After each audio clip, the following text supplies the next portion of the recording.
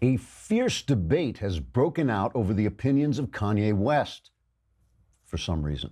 West praised the politics of conservative commentator Candace Owens and reportedly said, "I love Donald Trump." West made the remarks while publicizing his new book, Reinventing Consciousness Through a Critique of Hegelian Dialectic, during a speech on pre-Socratic reasoning among badass G's at the Society for Philosophical Reflection by people whose chain of thought is completely incomprehensible. The comments drew immediate criticism from Jay Shameless Racecard, a spokesman for Black Lives Matter, who said, quote, "How can we continue to convince Black Americans that they are helpless victims with no control over their own lives if famous Black rappers act as if they can just walk around with their own opinions?" Conservatives, meanwhile, praised West as a great American philosopher and said they looked forward to buying his new LP for their hi-fis. All in all, the debate over Kanye's thoughts should serve to pass the time until something important happens, like the collapse of Western civilization. Trigger warning, I'm Andrew Klavan, and this is The Andrew Klavan Show. I feel hunky-dunky, life is tickety-boo. Birds are winging, also singing hunky-dunky-doo. Ship-shape, tipsy-topsy, the world is zippity-zing. It's a wonderful day, hurrah, hooray! It makes me want to sing. Oh, hurrah, hooray! Oh, hooray, hurrah!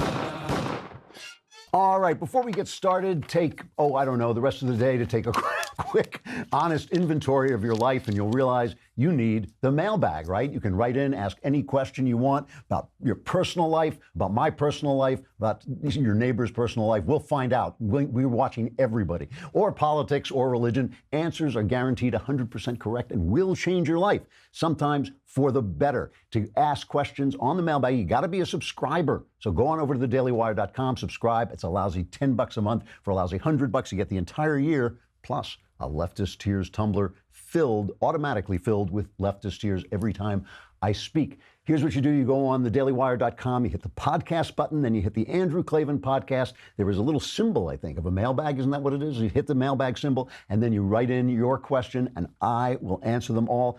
Also, we have Jonah Goldberg on today. We pre-recorded the interview. It is a really, really interesting interview about his new book, Suicide of the West, which is just published today. We may have the first official interview with Jonah Goldberg. You know, Jonah doesn't get to talk enough about big ideas. He always is just talking about the stuff of the moment. So this was a really interesting interview, and listen to the end, because I asked him one of those questions that I tend to ask people about what they actually want, and he actually came up with a good, original, solid answer. Meanwhile, while you're doing that, you might want to send a letter using stamps.com, because everything else is now in your computer. You want the post office there as well. With stamps.com, you can access all the amazing services of the post office right from your desk 24/7 when it's convenient for you. Buy and print official U.S. postage for any letter, any package using your own computer and printer, and the mail carrier picks it up, because that's what they do. I love my mail carrier. My mail carrier is one of the sweetest ladies in our neighborhood, and she is great. Just click print mail and you are done. It couldn't be easier. The thing about stamps.com that I love is, like, you go along doing everything by email, and then suddenly at the most important moment, contract has to be signed, some kind of document has to be sent, and suddenly you need that post office. You don't want to have to run down to the post office. You can use stamps.com, and if you are listening to me, you can get up to $55 free postage, a digital scale, and a 4-week trial. How do you do it? You go to stamps.com and click on the radio microphone at the top of the homepage and type in Klavan. Here's how you do that. You take your finger and you hit Klavan. Remember, no E's in Klavan. I just make it look easy. Stamps.com, enter Klavan. You'll get up to $55 free postage, a digital scale, and a 4-week trial of having the post office right inside your computer. All right. So here's my question. Have we actually forgotten what freedom looks like? I was thinking about this because we had Charlotte Pence on a while back, and Charlotte Pence, obviously the daughter of Mike Pence, our vice president, and Mike Pence, to me, is one of the most abused politicians out there. Just yesterday, I think it was, some celebrity tweeted, "This is the most dangerous politician in America." And I thought, because why? Because you disagree with some of his opinions. He just gets attacked and attacked. He's just a punching bag. He's one of these typical Republicans that they attack and attack and attack, and then after he's out of office, they say, he was great. He's not like the Republicans they have today. It's just like they're talking about George Bush now. They're saying, oh, they were great, not like Trump. Well, soon it'll be, well, Pence was great, not like whoever the next Republican is. So I asked Charlotte, what's it like having your dad just attacked all the time for nothing, for just being a decent, ordinary guy, a straight-up guy? And she said that when she went to events with Mike Pence, it would upset her to see people protesting or shouting things at him.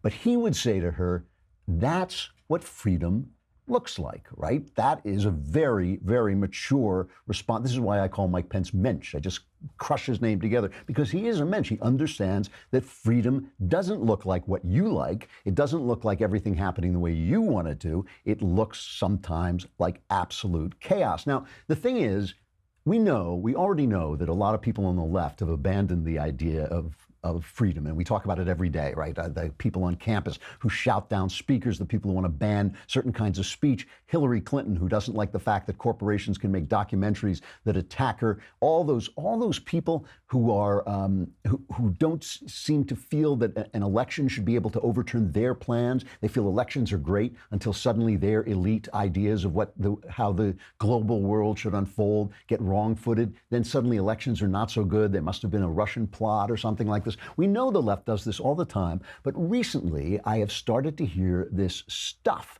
from the right. And, the right, of course, covers a wide range. I'm on the right. But, I've started to hear from certain people on the right that basically freedom has to end because we're no longer moral.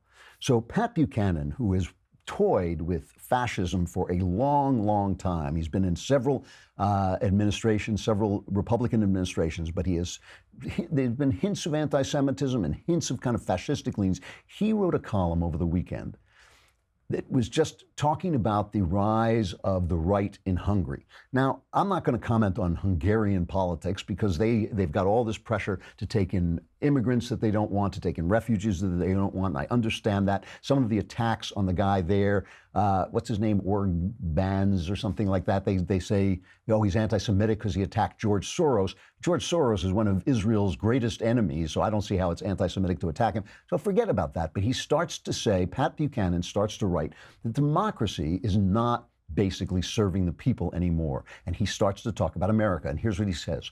Our democracy boasts of a First Amendment, freedom of speech, and press that protects blasphemy, pornography, filthy language, and the burning of the American flag.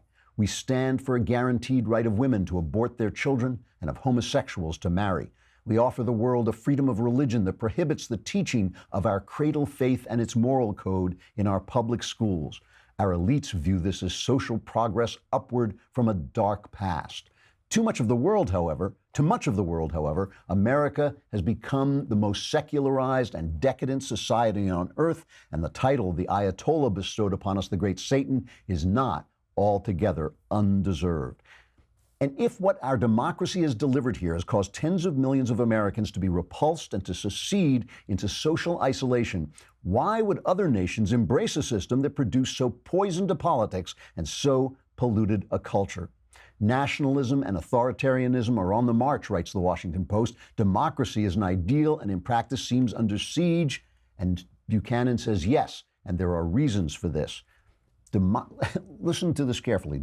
Democracy lacks content. As a political system, it does not engage the heart. And if Europe's people see their leaders as accommodating a transnational EU while failing to secure national borders, they will use democracy to replace them with men of action, that famous fascist, celebration of men of action. I would personally rather have men of thought, but men of action, okay, so our democracy has led us to become this immoral, decadent nation, and the problem with democracy is it has no content. Now, this, by the way, This is what a lot of the radical Muslims say. That remember Erdogan in Turkey, he said democracy is like a streetcar. When you get to the stop you want, you get off. And that's because he sees the content as being the point, not the freedom itself. On our own site, on the Daily Wire site, Eric Erickson, and I don't mean to attack him personally, he writes some stuff I really like, but he wrote a very thunderous denunciation of America, saying the American experiment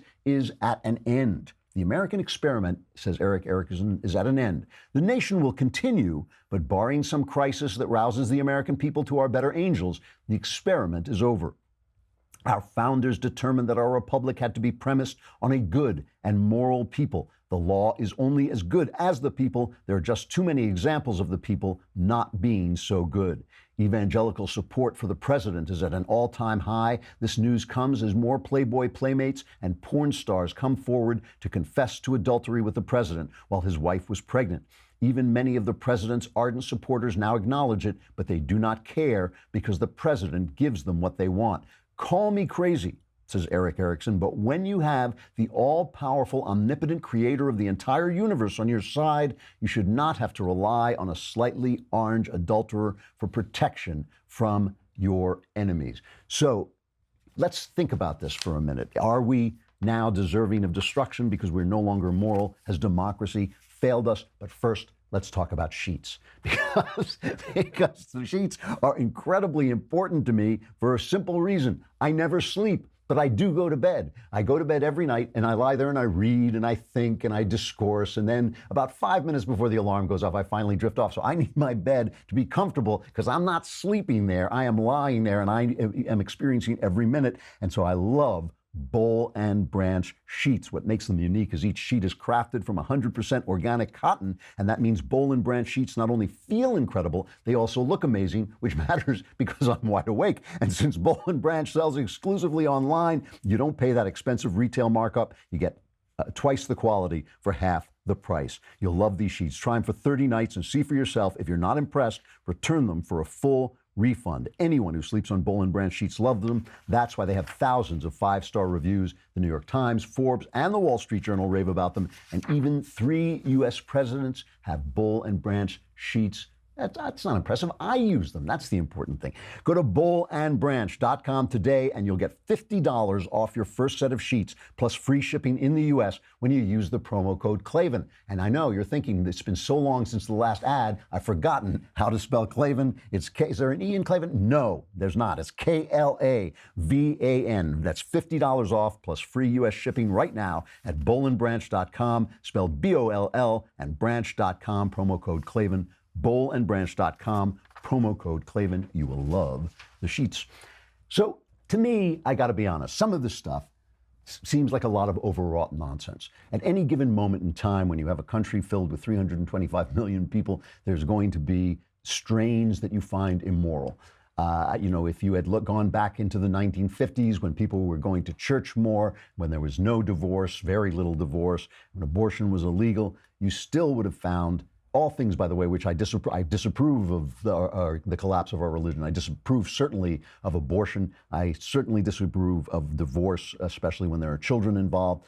And yet, at the same time, there were plenty of immoral things going on, like the kind of bigotry that kept the black guy from using a bathroom so that he had to explain to his son why we can't go in there because the color of your skin is not the right color. That was immoral as well. So there's always immorality going on. No nation is perfect. There's always stuff going on.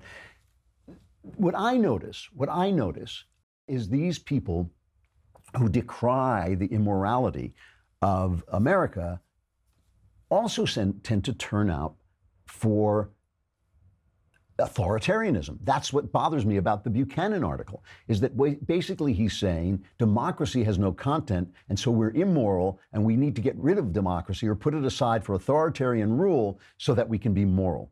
But here's the problem. It is true that our founders said that our Constitution was written for a moral people. It is true that only a moral people can be free. But here's the paradox. Only a moral people can be free, but only a free people can be moral. Because if somebody puts a gun to your head and says, don't get divorced, if somebody puts a gun to your head and says, don't get an abortion, you may get the right outcome, but you're not a moral person. You're not a moral person if you don't cheat on your wife because her father's a mob boss who says he'll kill you if you do. You're just somebody who's afraid. You're just somebody who's under the gun, and that is not morality. So while it's true only immoral people can be free, it is also true that only a free people can be moral. So how do we solve that problem? Well, first let's look at the way we don't solve the problem. You know, a lot of people on the right, and I'm talking about the right. I've already talked, I'll talk endlessly about how the left doesn't care about freedom anymore, but a lot of people on the right have started to uphold Vladimir Putin as the defender of the faith.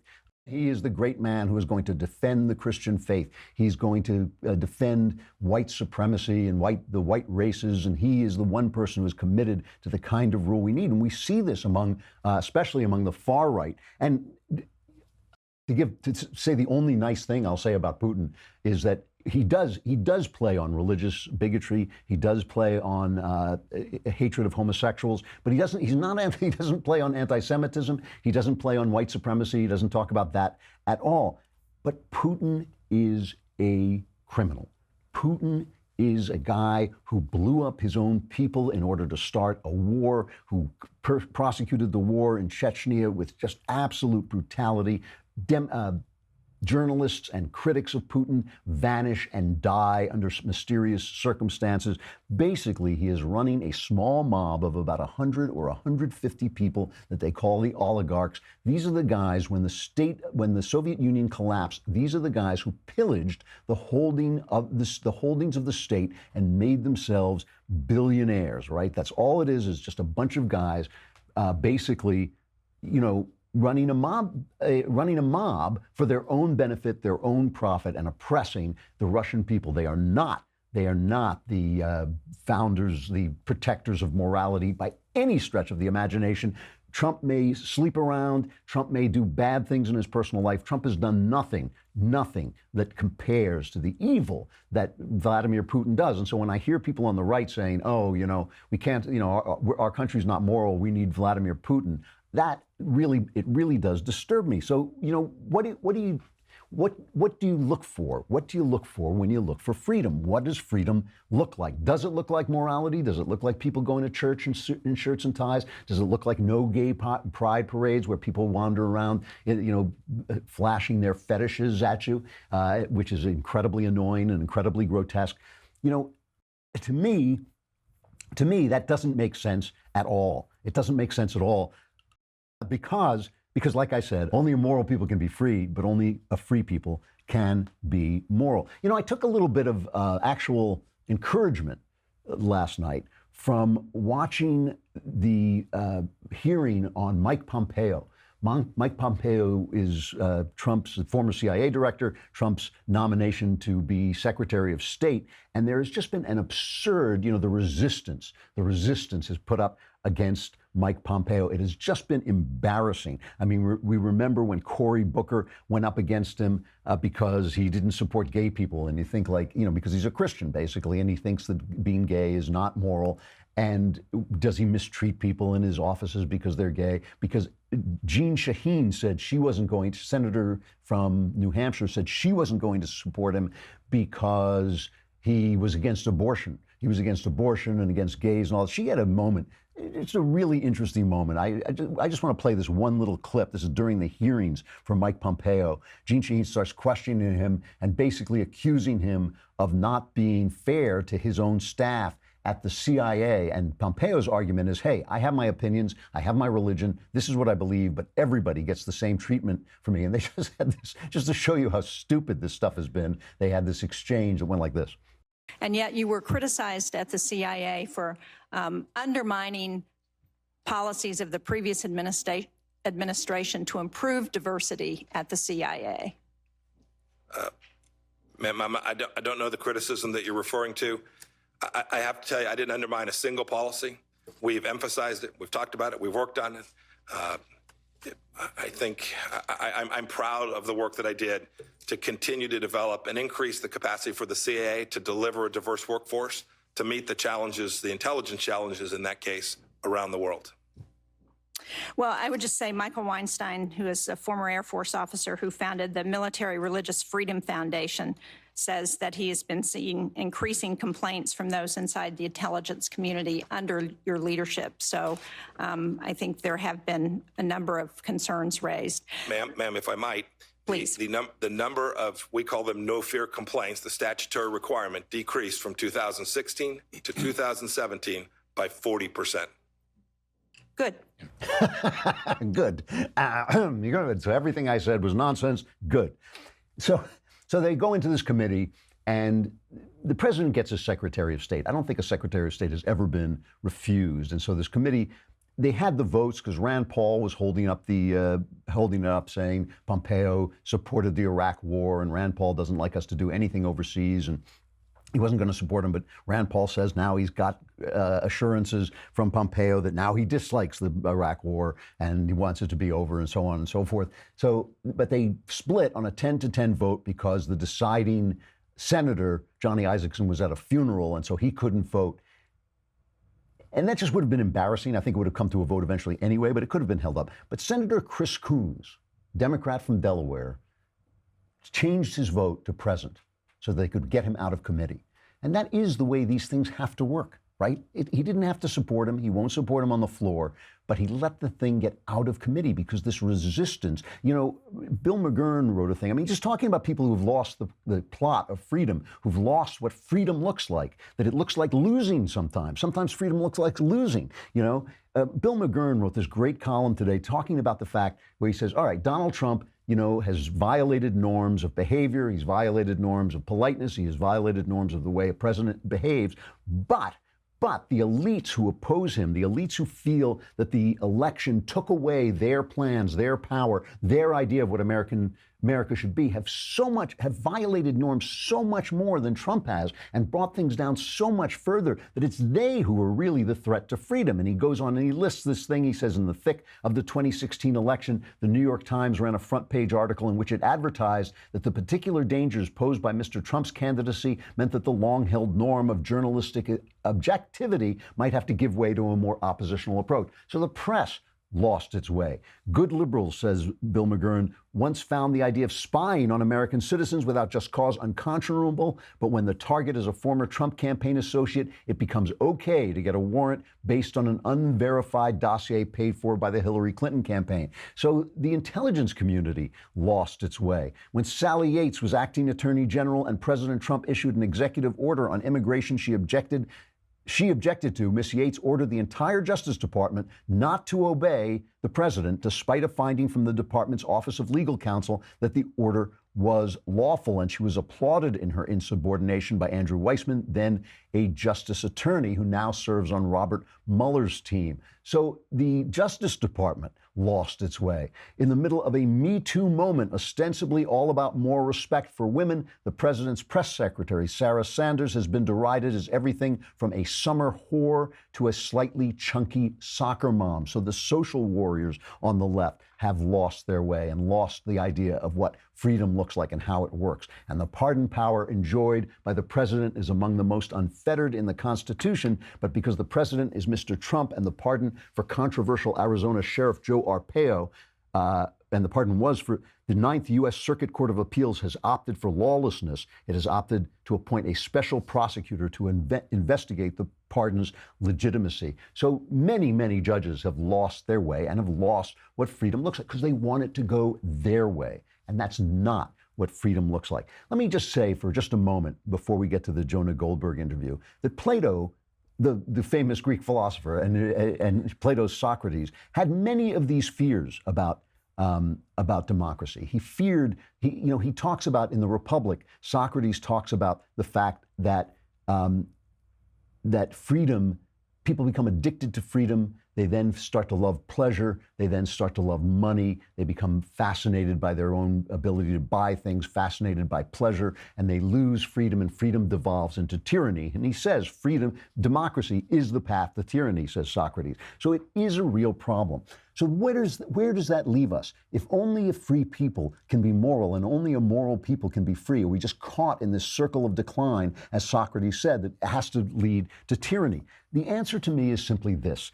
Freedom looks like an argument. Freedom looks like everyone speaking freely, trying to convince the other of the way to go. I believe that our particular democracy is based on Christianity. If you can't sell your Christianity, you just can't sit around and say the American experiment is over. You've got to go out there and actually sell what you believe. You've got to sell it as a joyful, positive thing that is going to improve people's lives, not as something that means that people who act differently than you have to be condemned, because that's just a no sale as far as I'm concerned, and it's not Christianity either. Go look at the Gospels for a change. Go look at what Jesus says. Look at the times he condemns other people's behaviors. Almost never. He almost never does, unless they are religious people blocking the way to heaven, to ordinary people's path to heaven. That's what he really gets down on, okay? That's what he really gets down on. Otherwise, he's talking to you about how to find the kingdom of heaven. Are you talking about that? Are you selling that? Or are you just thumping your hand, thumping your fist into your palm and condemning people and then expecting them to turn around because it makes you feel like a righteous person? You know, here's the thing. It is about winning the argument. Freedom is about winning the argument. That's why I fight so hard against the left when they want to shut people down. If you're afraid of winning the argument, if you're afraid of losing the argument, and by the way, even if you lose the argument, your responsibility remains the same, because then you're talking to what they call the remnant. Then you're talking to the next generation that's going to come down the pike. When Cicero in Rome lost the argument, as my own son has pointed out in an article in the LA Times, when Cicero lost the argument and the Republic of Rome collapsed, he wrote about democracy for future generations. John Adams was quoting Cicero while they were forming the Constitution and the Declaration. That's who you're talking to. You're talking, freedom never dies, the right never dies, the truth never dies. You got to keep on talking. This whole idea that, oh, you're bad and therefore we have to get rid of freedom is cowardice. It's cowardice. It's cowardice to say that we've become an immoral nation, therefore we need to get some authoritarians in here to enforce morality. That is just, I can't even say the word on the air, but it's chicken. It's chicken. You've got to stay in the argument, and if you lose it in this generation, you try to win it in the next. Freedom sounds like debate. Freedom sounds like talking. Freedom sounds like protest. Freedom makes a lot of noise. All right, we're going to have Jonah Goldberg come on to talk about Suicide of the West, a really interesting interview, not as depressing as it sounds from the title. We've got to say goodbye to Facebook and YouTube. Come on over to thedailywire.com and listen. And while you're there, subscribe so you can be in tomorrow's mailbag. Hit the podcast button, hit the Andrew Klavan podcast, hit the mailbag sign, and write any question you want about whatever you want. I'll go and spy on your neighbors. I'll do anything you need me to do to answer your questions with 100% accuracy, and it will change your life on occasion for the better.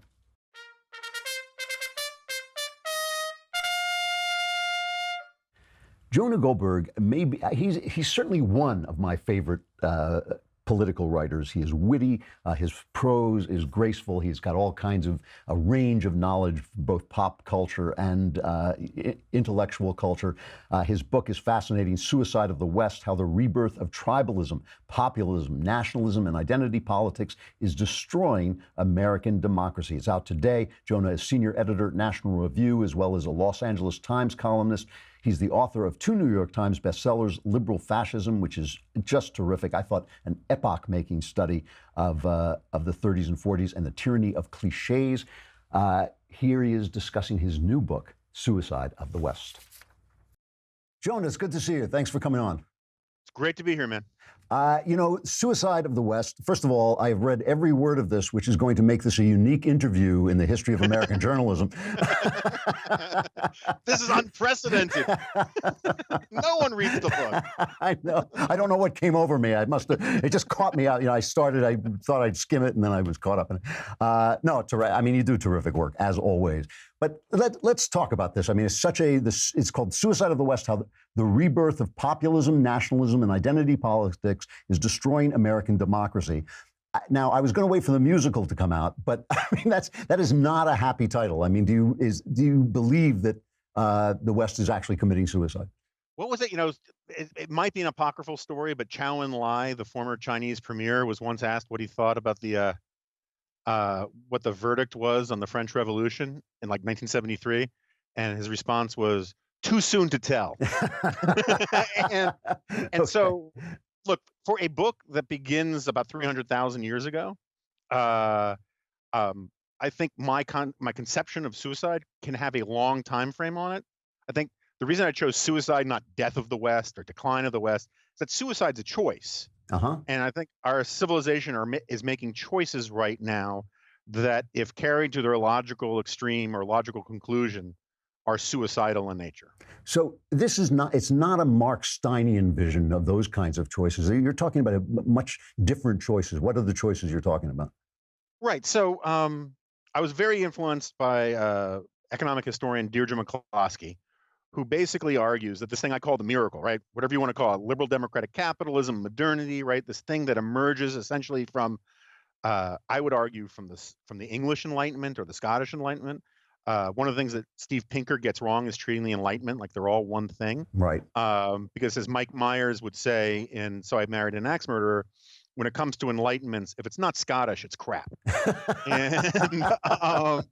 But one of the things that Deirdre McCloskey, I think, is fairly persuasive on is that the thing that made this once in all of human history transformation into human prosperity, human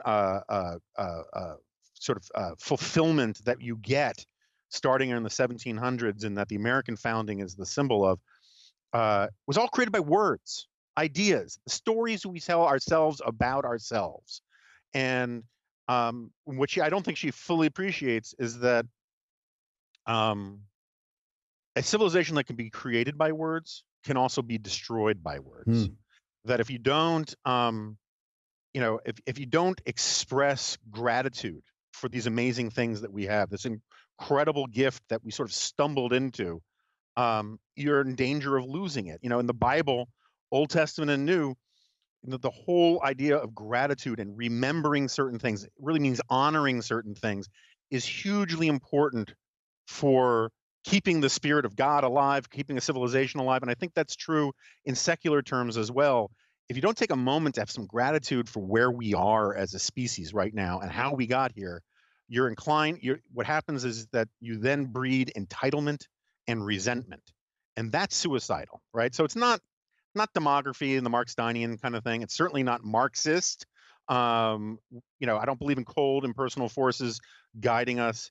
I think that, as Ronald Reagan would say, freedom is not, we don't inherit freedom in our blood. It's in danger every generation. It has to be taught.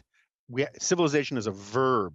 We're all born naked, penniless, and ignorant, and human nature has no history. So what is required of every generation is to teach the next generation those things that should be grateful for, because that's the only way you're going to conserve and preserve them, is to teach them to be grateful for them. It's really interesting when you say this. I read Pinker's book too, and one of the things that I like Pinker a lot, and I enjoy his writing, but he does kind of get so materialist that he basically says that look, you've got long life and good health and money. What else do you want? But I mean, people do want something else, don't they? They want freedom. They want some kind of idea of meaning in their lives. And you kind of talk about that more. You have a sense that this is something that can be preserved and recreated. I do. And I think one of the reasons, I agree with you, Pinker is sort of a Vulcan, and he's incredibly useful in explaining the material side of things. Right. But because he's such a, and again, I use his books a lot for my book, but he's such a secular sort of materialist. He kind of doesn't have a lot of patience for the more spiritual, romantic side of things. And I argue, going back to Will Herberg, one of the great sort of conservative intellectuals, that man should properly be understood as homo religio. We are hardwired to want something more than just simple material goods. We want a sense of meaning, a conception of our place in the universe. We want religion, and I mean religion in the broadest sense, that we need a system. We want a system of values that tells us our place, gives us a sense of meaning, fills the holes in our soul. And that stuff isn't being taught either. And Mary Eberstadt had a great piece in The Atlantic not long ago, talking about how the rise of the identity politics that we see today can be tracked to the breakdown of the family in the 1970s. And because what happens is we are born seeking a sense of meaning in our place in the world. And if we don't get it from our family, it doesn't mean we had to stop searching for it. Robert Nisbet called it the quest for community. And we start looking elsewhere for it. Identity politics, which says your entire existence can be summed up by the color of your skin or your gender preferences or whatever, is a source of meaning. I think it's a cheap and shabby source of meaning, but it's a very real one for a lot of people. And so what you have to keep in mind is that human nature abhors a vacuum. If you don't provide people with a healthy sense of meaning, a healthy sense of belonging in the world, they'll find an unhealthy one. It's sort of like the G.K. Chesterton thing about, if you stop believing in God, it's not that you won't believe in anything, it's that you won't believe in nothing, you'll believe in anything, right? And so people will find other things as sources of meaning, and most of those are just simply likely not to be healthy and not contribute to the sustaining of the civilization that we live in. So where, if we're now at this pretty pass, where did this begin? I mean, I know I don't see your fan club picture of Donald Trump behind you. I know you're not a big Trump fan, but he's obviously not the start of anything. I mean, he's no. So he's way downstream, right? All of politics is downstream of, I think, these cultural trends. I think that politicians can make these cultural trends worse. Sure. But Barack Obama, if you read his second inaugural, his vision of what America is about, which was a consistent theme throughout his presidency, is that you have two political units. You have the individual and you have the state in Washington, right? Nothing else, right? And the problem with that is that it is a really cheap form of sort of progressive libertarianism, in the sense that you're free to do all the little things that you want to do as an individual, but if you need help with anything else, the only place you can look to is Washington. And the problem with that is that the place you get meaning in life starts with the family. I mean, again, Hannah Arendt has this great line. She says, every generation, Western civilization is invaded by barbarians. We call them children, right? Certainly happened in my house, yeah. Yeah, in every house. As a species, we are all born naked, penniless, and ignorant. And we come with a lot of preloaded software. But if we don't get the updates starting in the family, we can we can go off the rails. If you took a baby living today and sent it back 1,000 years to a Viking village, went to New Rochelle and stole a baby and sent it to a Viking village. And if it was adopted by a Viking family, it would grow up to pillage Western England. If you took a Viking baby and you sent it to New Rochelle, it would grow up to be an orthodontist. The civilization that you're born into matters enormously. And I think the breakdown of civil society, the breakdown of the family, these institutions where we get our sense of meaning and belonging, as they break down, we look for other ones. And so you have all these people who don't want to have anything to do with their real communities. Instead, they want to spend time on virtual communities. But Facebook is fine for keeping up with old friends. It is horrible for making new friends, because what it ends up doing, particularly in the political context, is reinforcing and confirming your existing biases and multiplying them on both the left and the right. And so I think that one of the things that we're having is we retreat from civil society, which there's an enormous amount of social science that is in fact happening, is we start to watch politics as if it's a form of entertainment. And we start rooting for our heroes and rooting against the villains. And we see it simply as a story of drama of my team versus your team. And that, I think, leads to very unhealthy politics, whether it has anything to do with Trump or not. That trend existed long before Trump came on the scene. He exploited it to win, but he's not to blame for it. Do you feel, I felt this when I was reading Pinker's book, that when he writes about Donald Trump, I suddenly thought, calm down, So he may be a good president, he may be a bad president. He's kind of living in all of our heads rent free at this point. Are we thinking about this guy too much? I mean, do you see him as a real break with something? Like I said, I know you're not a fan, but do you see him as an actual break or just a kind of bump in the road? I think he represents a real break of sorts. I don't think he represents the break that the resistance wants to turn him into, right? I mean, my standard line is, look, Donald Trump isn't Hitler. Hitler could have repealed Obamacare. He's not this dangerous, despot. But he is a creature of entertainment culture. And I think he views the job through that prism way too much for my tastes. And I think that, Orwell has this great line where he says, a man can feel himself a failure and take to drink and become all the more of a failure because he drinks. I think that one of the problems that I think you and some of my friends who are sort of more pro-Trump than I am, what they don't appreciate is the dialectic nature of our politics these days. Donald Trump's misbehaviors often repeatedly get defended because of things that Barack Obama did.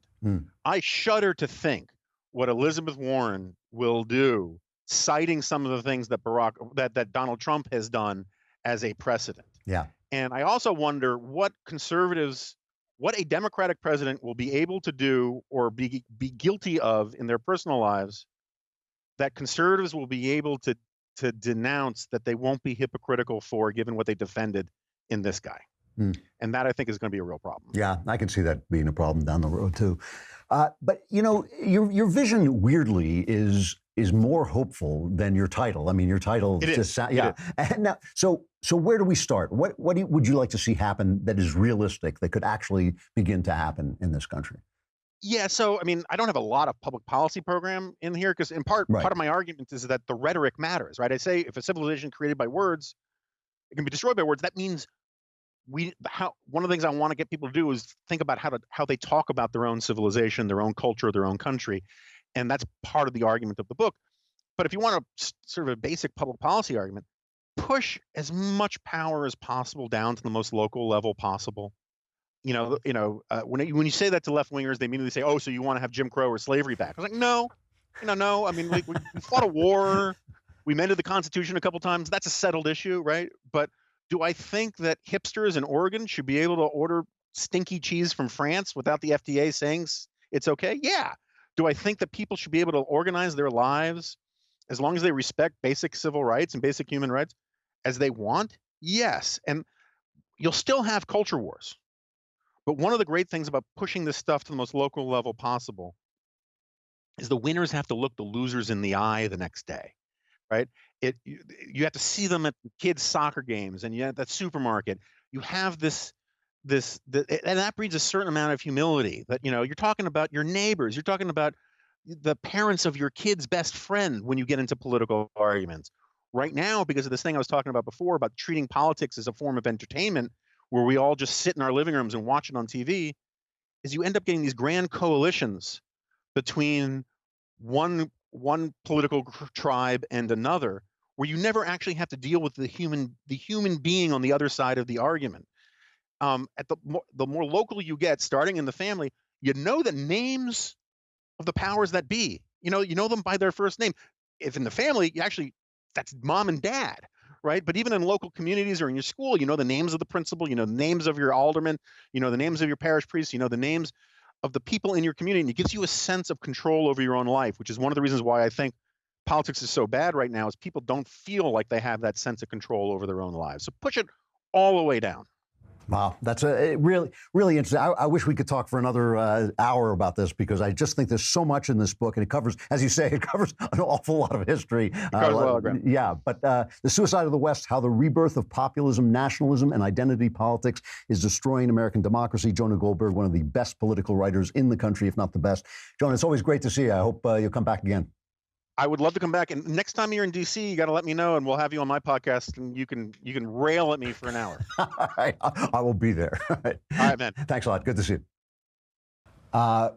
Really interesting. I love the fact that I asked him what he would like to have done, and he had an excellent answer. It's like more local government, which is, by the way, something that's actually happening. And I'll try and talk about this tomorrow if I can. The country looks a lot different at the local level than it does at the national level. Sexual follies.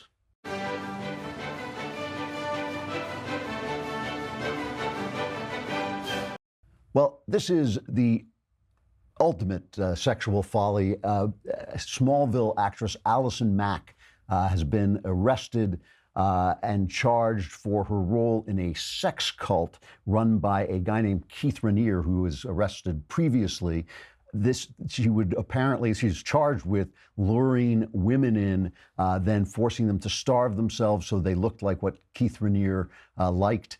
They were ordered to remain celibate. They were held down as Raniere's initials were branded below their hips with a cauterizing pen. This was called Nexium. Isn't Nexium some kind of medicine or something like that? Yeah, that's about. Anyway, the cult is called Nexium.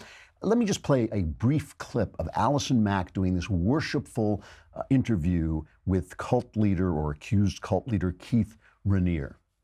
What do you see as the greatest limitation between men and women in their quest to relate in a loving and compassionate way? Well, the biggest limitation that women have is that they're women. Yes. And the biggest limitation that men have is that they're men. So, ladies, here's a pro tip, okay? If you find yourself having someone's initials being branded on your body, get out of the relationship, especially if he says puerile things like that. These guys are always so empty and shallow, and they always have that look like, didn't I say something so profound? And she just can barely restrain themselves. If it's proved to be true, I hope they get life. All right. Tomorrow, we got the mailbag. Be here. Your life will change, maybe for the better. Who knows? I'm Andrew Klavan. This is The Andrew Klavan Show.